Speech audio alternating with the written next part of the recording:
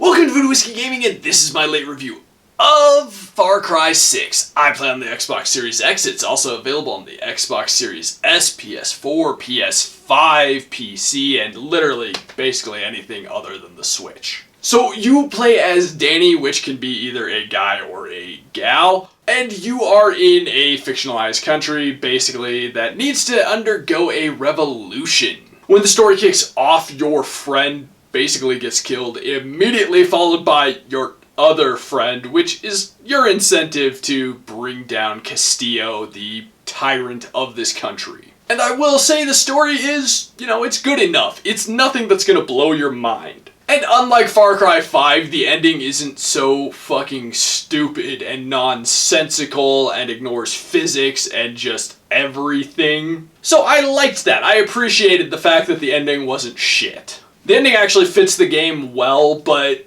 I really will say that overall, nothing in the story in this game really blew me away at any point in time. It's serviceable to get you through the game. Now let's get into the audio, and the first thing I'm going to say is I think the voiceover work was very well done. I was really impressed with it. As for the sound effects, I think the sound effects are well done. I will say some of the gun sound effects were a little off to me. I don't know, they just didn't sound quite as good as they could have. But everything else, the ambient noises, the cars, all that stuff sounded good. Now as for the music, I'm going to break it down into two things. The original soundtrack, like when you're just running around in the world, I really enjoyed it. As for the radio, that music's just not my vibe, but I actually ended up enjoying some of it. And one thing I really enjoyed with the radio is that if you're on a long drive, Danny will start singing along to the song, so I just thought that was kind of a fun little element that they added. But unfortunately, I did have some serious issues with the audio at times, actually. There was a point in time where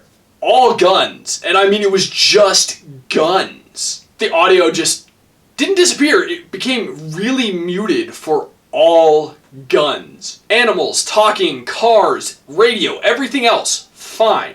Guns, incredibly muted sound effects.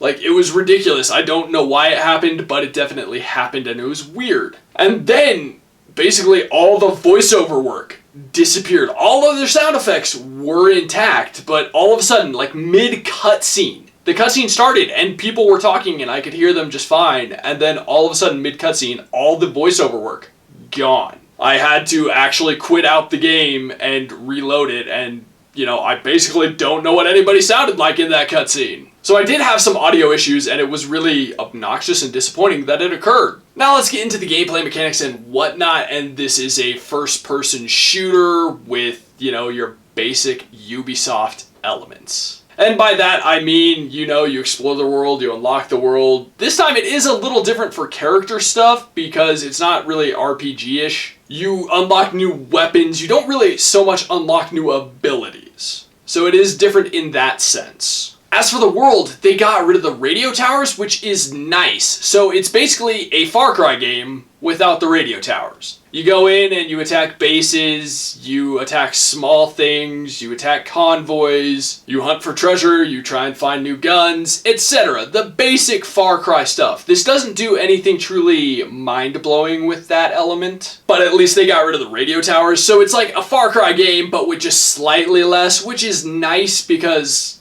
the Far Cry games were starting to get way too big. Just way too big is the best way to phrase it, to the point where it was not appealing to play. As for your character, you obviously get the amigos, as they've pointed out, which are a lot like the pets you got in Far Cry 5. They're kind of wacky animals that will help you out. Chorizo is adorable, what can I say? But I mean, basically, if you have played a Far Cry game, this is not going to be anything new or really amazing to you.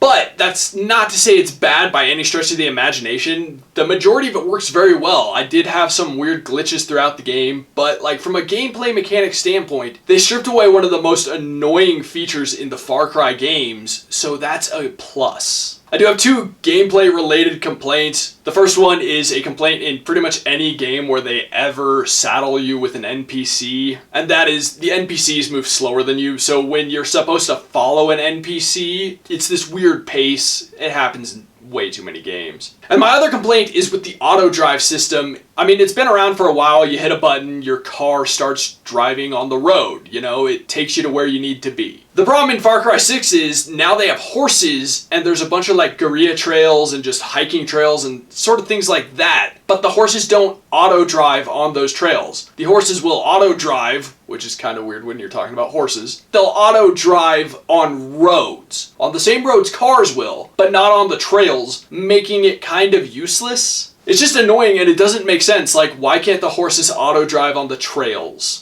Now let's get into the controls, and honestly the controls work well. I don't have any complaints with the controls. At no point in time did I feel like they failed. I do think the fact that they switch how they function in cars and planes and on horse is a little weird, and you have to get used to it because you might find yourself pressing the wrong button by accident. But overall, I don't have any major complaints with the controls. Let's get into the graphics and visuals, and I gotta say, it's a beautiful looking game. I was actually really impressed with it. I think all the characters look very good. They went for a realistic approach, and they landed on it perfectly. I'm not gonna say it's the best looking game I've ever seen, but it is very good looking. The world that they have built is really cool. They really capture the vibe that they are going for. But it goes beyond that. I think the animals are well designed. The clothing is well designed. The weapons are well designed. The cars, just like I said, everything in the world. But one of the things that really impressed me the most, I would say, is the lighting in the game. The sunrises and sunsets. I think those were just really well done. They were really beautiful. And of course, to go along with it, I love the design of the amigos. I think they're just well done. They each have their own unique personality. They did a great job with that. I also think the animations were pretty cool, although I will say the one weird thing, and it's not like it takes away from the game, it's just this weird situation visually. Obviously, the majority of the game is an FPS. But when you enter guerrilla camps, it suddenly switches to third person and it just feels weird and completely pointless. And like I said, it doesn't take away from the game, but it also doesn't add anything. Like when it happens, it's a little jarring, like you're running out of the camp and poof, suddenly you're in first person. You're running into the camp, poof, suddenly you're third person. It's weird and a little jarring. But again, it doesn't harm anything. It has no reason for being.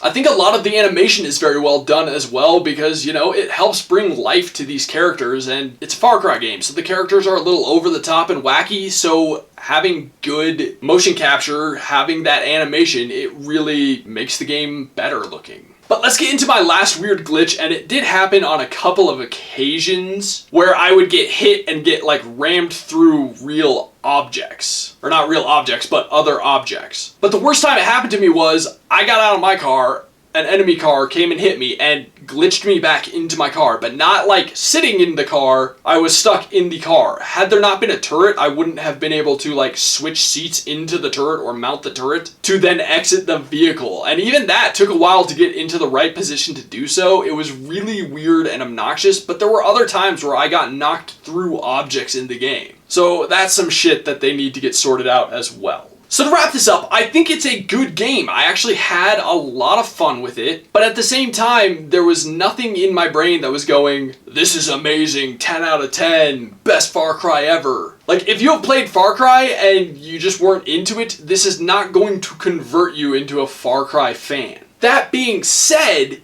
it is good enough that if you enjoy Far Cry, it's absolutely worth picking up. If you enjoy a good FPS, it's worth picking up. If you enjoy the Ubisoft formula, it's worth picking up. So overall, I am going to say I recommend it, but I wouldn't say it's mind-shattering by any stretch of the imagination. Okay, so in the comments down below, why don't you tell me, who is your favorite Far Cry villain? It's Voss. I mean, it's Voss, right? Voss, Pagan Min, and then nobody else fucking counts. And as always, thanks for watching. If you enjoyed the video, please hit that like button. And if you like what I'm doing in general, share and subscribe. Have a good one.